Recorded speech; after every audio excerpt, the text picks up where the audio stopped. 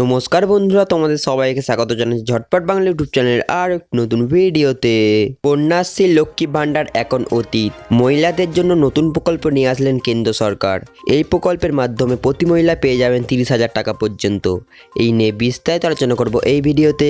Video সম্পূর্ণ দেখবেন এবং যারা চায় নতুন আসছেন অবশ্যই চ্যানেলকে সাবস্ক্রাইব করে পাশে থাকা বেল আইকনে অল অপশনে ক্লিক করে দেবেন, কারণ আমার চ্যানেল যখন নতুন আপডেট আসবে সর্বপ্রথম নোটিফিকেশন আপনার কাছে চলে যাবে। মহিলাদের সুরক্ষার জন্য নানান সময় একাধিক প্রকল্প নিতে দেখা গিয়েছে কেন্দ্র ও রাজ্য সরকারকে। তার মধ্যে অন্যতম হলো মহিলা সমৃদ্ধি যোজনা। কেন্দ্র সরকারের অধীনে যেমন সুকন্যা সমৃদ্ধি যোজনার মতো স্কিম রয়েছে, তেমনই রাজ্য সরকারের অধীনে মহিলাদের জন্য রয়েছে একাধিক স্কিম, যার নাম লক্ষ্মী ভাণ্ডার, কন্যাশ্রী, রূপশ্রী ইত্যাদি।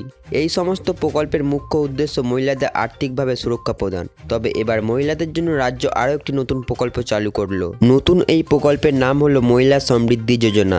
রাজ্যের মহিলাদের স্বনির্ভর করে তোলার উদ্দেশ্যে এই নতুন প্রকল্প চালু করেছেন মুখ্যমন্ত্রী। এই প্রকল্পে আবেদন করলে মহিলাদের 30,000 টাকা পর্যন্ত দেয়া হবে। কাদের দেয়া হবে এই টাকা, কিভাবেই বা পাওয়া যাবে এই প্রকল্পের সুবিধা, এই নিয়ে বিস্তারিত আলোচনা করব আজকের ভিডিওতে। এই প্রকল্পের বৈশিষ্ট্য: ভারতের যে কোনো মহিলা সমৃদ্ধি যোজনায় আবেদন করতে পারবেন।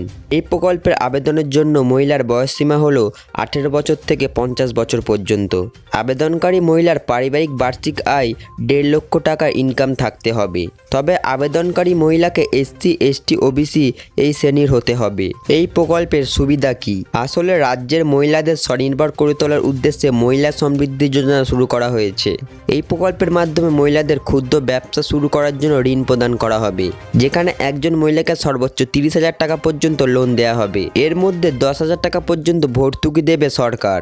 বাকি 3 থেকে 4% সুদের হারে কিস্তির মাধ্যমে শোধ করতে হবে। 3 বছরের মধ্যে এই লোন পরিশোধ করতে হবে এবং 3 মাস অন্তর অন্তর কিস্তি দেওয়ার সুযোগ পাবেন। এই প্রকল্পের জন্য আবেদন করবেন কিভাবে? মহিলা সমৃদ্ধি যোজনায় আবেদন করতে হলে আপনাকে প্রথমে আপনার বিডিও অফিসে যেতে হবে। সেখানে এসসি, এসটি, ওবিসি বিভাগে গিয়ে আবেদন করবেন। আবেদন করার পর কলকাতার WB SC ST OBC CFTC অফিসে যেতে হবে। এই অফিসের অনুমোদন পেলেই মিলবে মহিলা সমৃদ্ধি যোজনার টাকা। এই প্রকল্পের জন্য প্রয়োজনীয় কোন কোন নথি লাগবে? Aadhaar card, caste certificate, income certificate, 10 টাকা মূল্যর জুডিশিয়াল স্ট্যাম্প পেপার এবং ব্যাংকের পাসবুক জেরক্স। বন্ধুরা, এই বিষয়ে আপনাদের কি মতামত অবশ্যই কমেন্ট বক্সে কমেন্ট করে জানাবেন। ভিডিওটি ভালো লাগলে অবশ্যই লাইক করে চ্যানেলটিকে সাবস্ক্রাইব করে দেবেন। দেখা হচ্ছে পরের ভিডিওতে।